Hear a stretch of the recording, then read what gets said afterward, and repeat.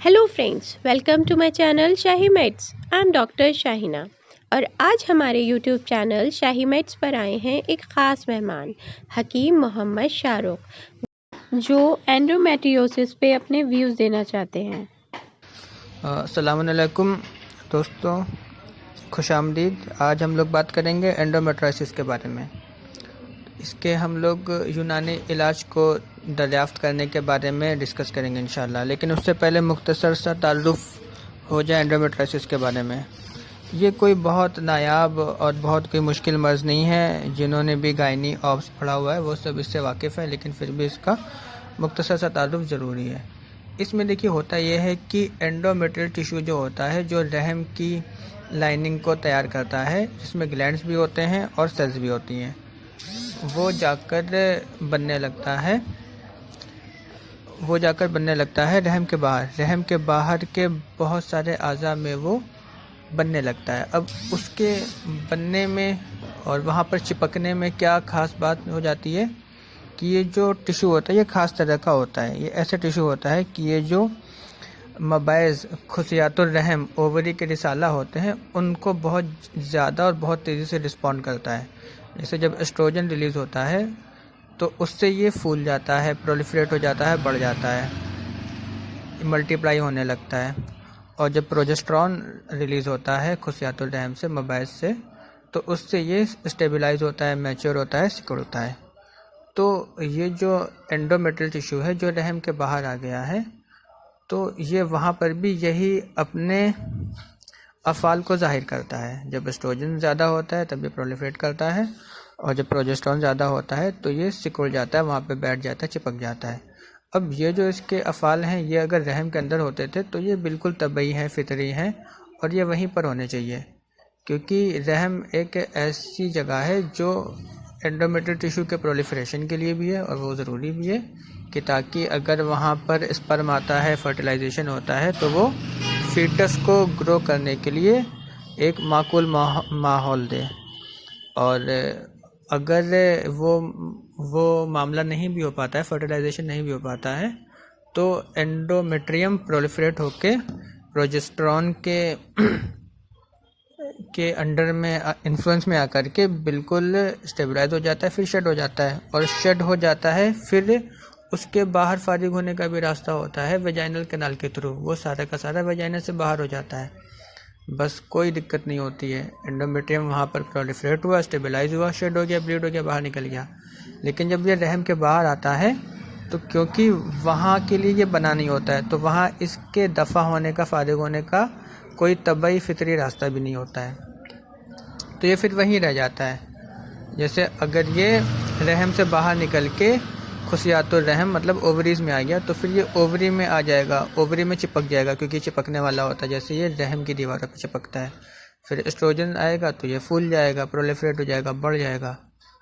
और जब प्रोजेस्टेरॉन आएगा तो फिर ये मैच्योर होगा, स्टेबलाइज होगा, फिर शेड होने लगेगा। जब प्रोजेस्टेरॉन ड्रॉप होगा तो जब ये शेड होगा तो ब्लीड होगी, तो वहाँ पे मतलब ब्लीडिंग होगी, खून बहेगा। अब फिर उससे क्या होता है, ब्लड बहता है, फिर क्लॉटिंग हो जाती है। क्लॉटिंग तो होनी है। अब जब अगर क्लॉटिंग होती है तो बदन को ये लगता है कि कहीं पर इंजरी हो गई है, चोट लग गई है, तो वो बदन उस चोट को भरने के लिए तमाम सारे जो भी इन्फ्लामेटरी मीडिएटर्स होते हैं उनको रवाना कर देता है, और इन्फ्लामेशन शुरू हो जाता है। फिर पहले क्लॉटिंग होता है, कोगुलेशन होता है, फिर आखिरकार फाइब्रोसिस हो जाती है, फिर स्कारिंग हो जाती है। तो ये सब मामला होता रहता है अगर ये जो एंडोमेट्रियल टिश्यू है रहम के बाहर आ जाए, अगर कहीं पे भी रहे। अगर ये ओवरी में रहता है तो वहाँ पे सिस्ट बन जाती है, जिसको एंडोमेट्रियोमा कहते हैं, चॉकलेट सिस्ट कहते हैं। तो ये मामला होता रहता है। अब इससे दुश्वारियाँ क्या होती हैं, ये जो एंडोमेट्रियम है वहाँ के लिए नहीं होता है, और यहाँ पे जो फाइब्रोसिस स्कारिंग होती है, इससे जहाँ पे भी वो चिपका होता है वो अज़ा ख़राब हो जाते हैं। अगर ये फेलोपियन ट्यूब के फिम्ब्रेला में चिपक जाता है तो वो इसकी स्कारिंग से टाइट हो जाता है, स्टिफ हो जाता है। अब फिम्ब्रेला बहुत ही ज़्यादा लचकदार होता है, बहुत उसमें रुतूबत होती है और हरकत भी होती है। वो बिल्कुल ऑक्टोपस की तरह समझ सकते हैं। वो ऐसा होता है कि जैसे ही ओवरी से ओवा फूट के निकले तो वो उसको कैप्चर कर ले, इतना उसमें हरकत होती है, लचक होती है, रुतूबत होती है। लेकिन जब वो स्कारिंग की वजह से खुश्क हो जाता है, ड्राई हो जाता है, टाइट हो जाता है, तो यही वो अपने फेल को खो देता है, तो फिर वो ओवा को नहीं पकड़ पाता है, फिर ओवा नहीं आता है तो फर्टिलाइजेशन नहीं होता है, बस फिर इनफर्टिलिटी हो जाती है, बांझपन हो जाता है। और इसी तरह से ये जहाँ कहीं पे भी जाता है वहाँ पे ये यही काम करवा देता है, inflammation, coagulation, clotting, fibrosis, scarring. फिर वो रहम में भी होता है और फिर पाउच ऑफ डगलस में भी होता है। पाउच ऑफ डगलस में हो जाता है तो इसलिए डिस्पेरोनिया होता है, मतलब जब जिमा का फेल अंजाम देते हैं मियाँ बीवी तब शदीद दर्द होता है, क्योंकि जिमा के फेल में पाउच ऑफ डगलस पर भी हरकत होने लगती है, तो वो भी हिलने लगता है, क्योंकि वो मुतवरम होता है, उसमें एक तरह से ब्लीडिंग हुई है, तो चोट लगी है, तो क्लॉटिंग है, तो जब वो हिलता है, हरकत आती है उसमें, तो उसमें बहुत दर्द होता है। तो ये सारी परेशानियाँ जाती है और इनफर्टिलिटी रहती है। और सबसे बड़ी परेशानी ये रहती है कि इसमें दर्द बहुत होने लगता है। क्यों? क्योंकि ये तो फिर हैज़ ही करा रहा है ना। अब हैज़ रहम के बाहर और भी जगह करा रहा है जहाँ जहाँ भी चिपका हुआ है, और जो हैज़ है वो रहम में होने के लिए बना है। जब रहम में तबई और फितरी हैज़ होता है उसी में दर्द होता है। अगर दर्द ना हो रहा हो तो इसका मतलब है कि ओव्यूलेशन ही नहीं हो रहा है, साइकिल अनओव्यूलेटरी है। तो जब ये रहम के बाहर निकल जाता है तो और जगह जाता है तो फिर हर जगह दर्द होगा, तो दर्द बहुत होता है। तो ये 3 चीज़ें इसमें होती हैं बहुत ज़्यादा, और ये परेशानी का सबब बनती हैं। जैसे एक तो डिस्पेरोनिया होना, मतलब जिमा के दौरान दर्द होना। दूसरा इनफर्टिलिटी होना, बांझपन, सब कुछ नॉर्मल होने के बावजूद, यूएसजी में भी बाज़ मरतबा नॉर्मल होने के बावजूद, नॉर्मल डेट आने के बावजूद भी इनफर्टिलिटी होना। और तीसरी चीज़ की शदीद हैज़ के दौरान दर्द होना, ये हो जाता है इसमें, ये इसकी कैफियत होती है। अब ये समझते हैं कि आखिर होता क्यों है। अब होता इसलिए है क्योंकि जो ये एंडोमेट्रियल टिश्यू होता है ये रहम से बाहर आ जाता है, क्योंकि रहम में ही एंडोमेट्रियल टिश्यू है। अब दूसरी जगह पे आया है तो जाहिर सी बात है कि रहम से ही आया होगा। अब रहम से कैसे आता है? क्योंकि रहम से हैज़ का फेल अंजाम पाता है। अब हैज़ का फेल ऐसा होता है कि वो वेजाइना के थ्रू होते हुए बाहर निकल जाता है, लेकिन ये भी होता है कि सारा का सारा जो एंडोमेट्रियम है वो बाहर नहीं निकलता है, कुछ ऊपर भी जाता है और फेलोपियन ट्यूब के होते हुए आगे भी चला जाता है। इसीलिए सबसे पहले ओवरी में जाता है, फिर नीचे आके पाउच ऑफ डगलस में टपकता है। उससे भी ज़्यादा हो रहा हो तो फिर आगे जाता है, पेरिटोनियम में जाता है, पेल्विस के दूसरे ऑर्गन्स में जाता है, कोलोन में जाता है, रेक्टम में जाता है। उससे भी ज़्यादा हो रहा हो और अगर इसका पेनिट्रेशन डीप हो जाए फिर ये वास्कुलेचर में दाखिल हो जाता है, फिर वहाँ हेमेटोजेनस रूट से ये दूर दराज के अज़ा में भी जा सकता है। सबसे कम जाता है दिमाग में, क्योंकि वो सबसे दूर है, जाहिर सी बात है, बिल्कुल लॉजिकल है। ठीक, तो ये आ जाता है मेंस्ट्रुएशन से ही आता है। और मेंस्ट्रुएशन, कोई भी मेंस्ट्रुएशन हो किसी भी खातून का हो तो वो 100% पर वेजाइनम नहीं होता है, उसमें कुछ ना कुछ दखल, कुछ ना कुछ ग्रेड रेट्रोग्रेड मेंस्ट्रुएशन का भी होता है। तो जो रेट्रोग्रेड मेंस्ट्रुएशन होता है उसकी वजह से एंडोमेट्रियल टिश्यू रहम से बाहर निकल के दूसरी जगह पे आ जाता है। ठीक, ये तो सब में होता है, लेकिन फिर भी सारी ख़वातीन को एंडोमेट्रियोसिस नहीं होता है। क्यों? क्योंकि उनका जो इम्यून सिस्टम होता है वो सही होता है, उनकी क़ुव्वत मनात सही होती है। तो वो जब देखती है कि रहम के बाहर ये एंडोमेट्रियल टिश्यू है तो वो उसे चुन चुन करके मारने लगती है, तो वो वहीं पे ख़त्म हो जाता है। लेकिन जब क़ुव्वत मनात में फ़साद हो, उसमें ज़ोफ़ हो, तभी क़ुव्वत मनात उसको नहीं मार पाती और वो वहाँ पे चिपका रह जाता है। फिर हैज़ के दौरान बिल्कुल रहम के एंडोमेट्रियल टिश्यूज़ की तरह अलामात ज़ाहिर करता है और परेशानियों का बायस बनता है। तो इसमें 2 सबब होते हैं। अगर रेट्रोग्रेड मेंस्ट्रुएशन ही हद से ज़्यादा हो रहा हो तब ये एंडोमेट्रियोसिस होने लगता है, या फिर क़ुव्वत मनाती हद से ज़्यादा कमज़ोर हो। तो जितना भी रेट्रोग्रेड मेंस्ट्रुएशन हुआ है, चाहे वो कम हो या ज़्यादा हो, वो वहाँ पे चिपका रह जाता है, ख़त्म नहीं होता है, या फिर ये दोनों सबब मौजूद हो। तो ये असबाब हैं, इसकी वजह से ये हो जाता है। अब रेट्रोग्रेड मेंस्ट्रुएशन तब ज़्यादा हो सकता है जब या तो सर्वाइकल स्टेनोसिस हो, मतलब जो सर्विक्स हो वो बहुत टाइट हो। अगर सर्विक्स टाइट होगा, वो रिलैक्स नहीं होगा, ओपन नहीं होगा, खुलेगा नहीं, तो जो एंडोमेट्रियम है वो हैज़ के ज़रिए परवेजाइनम बाहर नहीं निकलेगा। बाहर नहीं निकलेगा, जाहिर सी बात है शेड हो रहा होगा तो ऊपर ही जाएगा। अब ऊपर जाते जाते फैलोपियन ट्यूब के रास्ते गुजरेगा, फिर कहीं पे भी जा सकता है, जो भी उसको मिलेगा वहाँ पे चला जाएगा। या फिर कोई सेप्टम हो, अगर सेप्टा होगा तो भी हैज़ के इदरार के रास्ते में सुद्धा है, वो रुकावट है, तो भी वो जब हैज़ का इदरार होगा, जब लाइनिंग शेड होगी तो वो नीचे नहीं जा पाएगा, तो ऊपर ही जाएगा।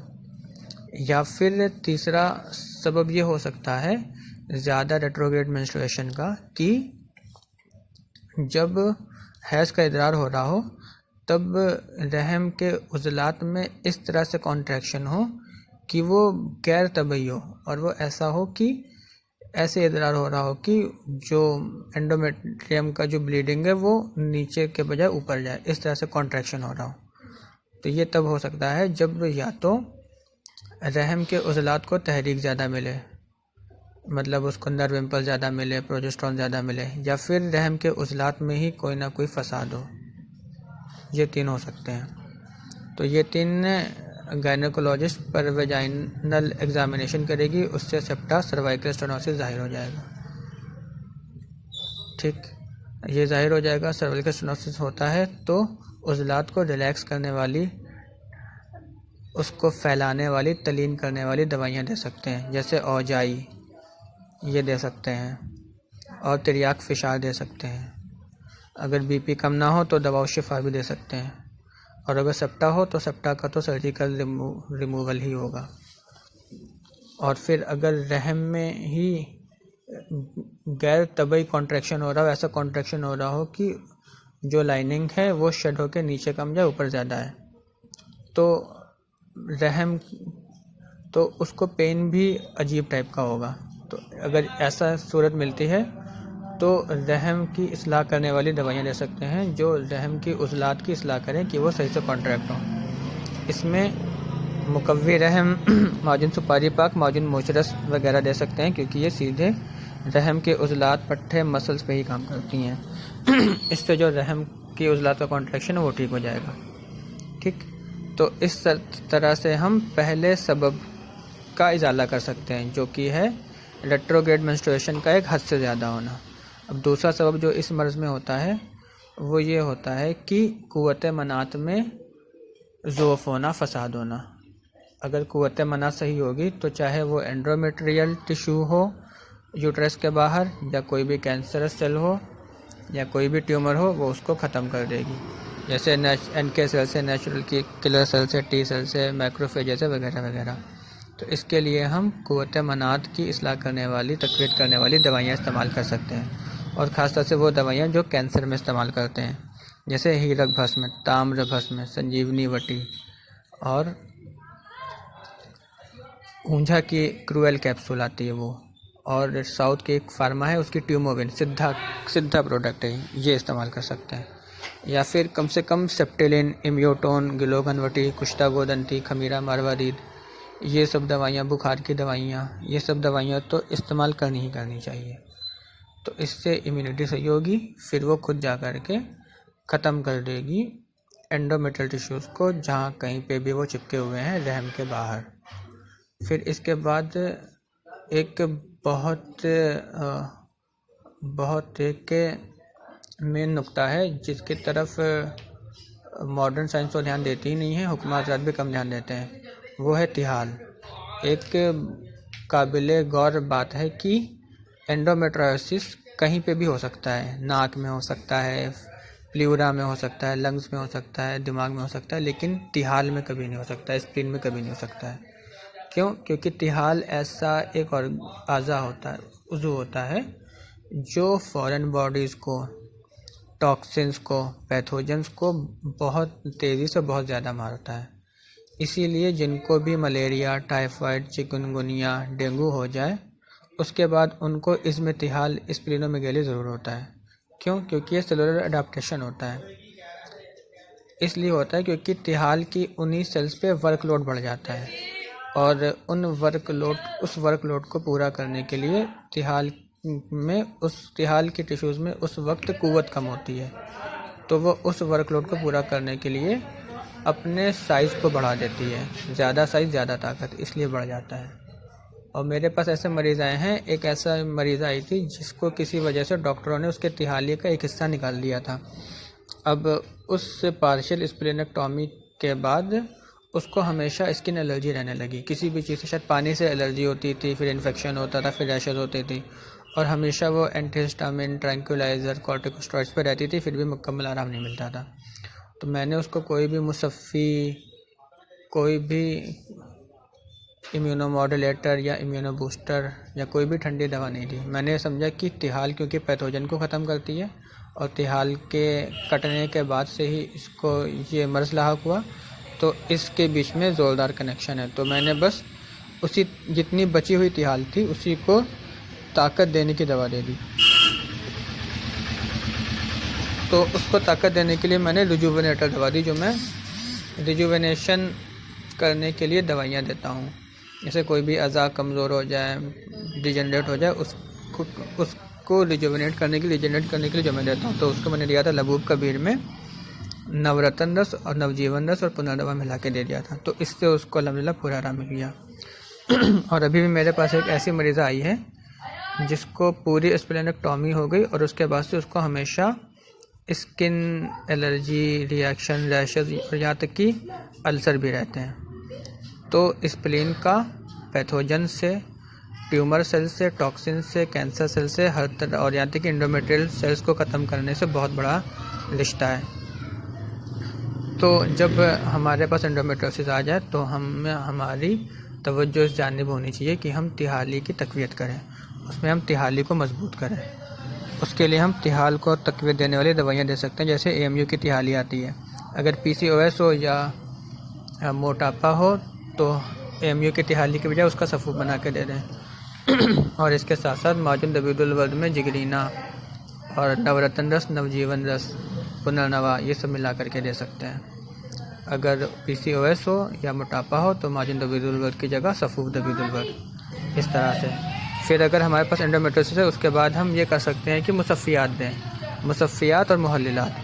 क्योंकि जो मुहल्लिलात हैं वो जमे हुए, चिपके हुए एंडोमेट्रियल टिश्यूज़ को वापस फारिग करने की कोशिश करेंगी, और उसके साथ मुंजिज मुशिल भी, तो वो उसे निकालने की कोशिश निकालेंगी। मुसफ़ियात, मुहल्लिलात और मुंजिज मुशिल। उसमें ठंडे ही देने चाहिए क्योंकि एंडोमेट्रियम दमवी है, तो इस पर सर्द खुश्क दवाइयाँ ही काम करेंगी। जैसे मुसफ़ियात में कुर्स अस्फर, गंधक रसायन और महातिक्तम कषाय, महामंजिश ठादी काढ़ा, अर्क मुरक्कब, मुसफ़ी खून। और मुहल्लिलात में रसौत जर्द, छाल काचनार, गुल सुर्ख, तुक्म कासनी, मको खुश्क, ये सब।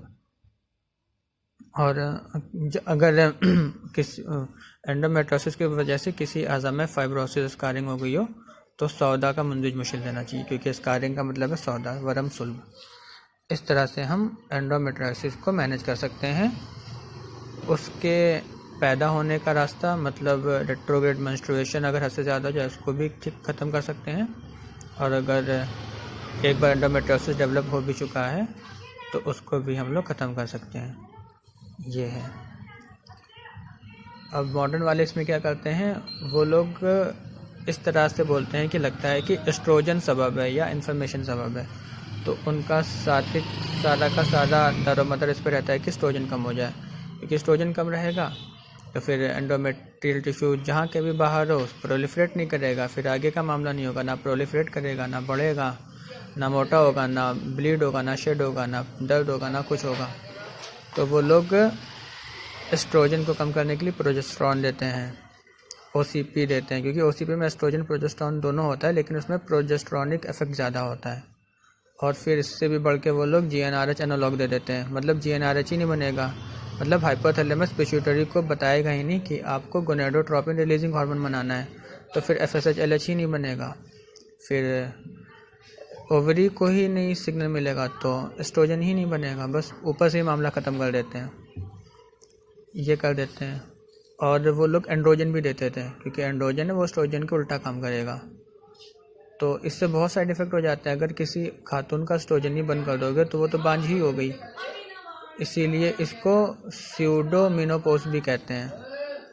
मेनोपॉजल स्टेट भी कहते हैं। हालांकि मेनोपॉज नहीं होता क्योंकि मेनोपॉज में FSH LH ज़्यादा होता है, वो अलग चीज़ होती है, लेकिन काम वही होता है, एंड रिजल्ट वही होता है, बांझपन। और इतना ज़्यादा एस्ट्रोजन कम होता है तो औरत की बॉडी एस्ट्रोजन पर मुनहसर है, क्योंकि एस्ट्रोजन औरत का जेवर है।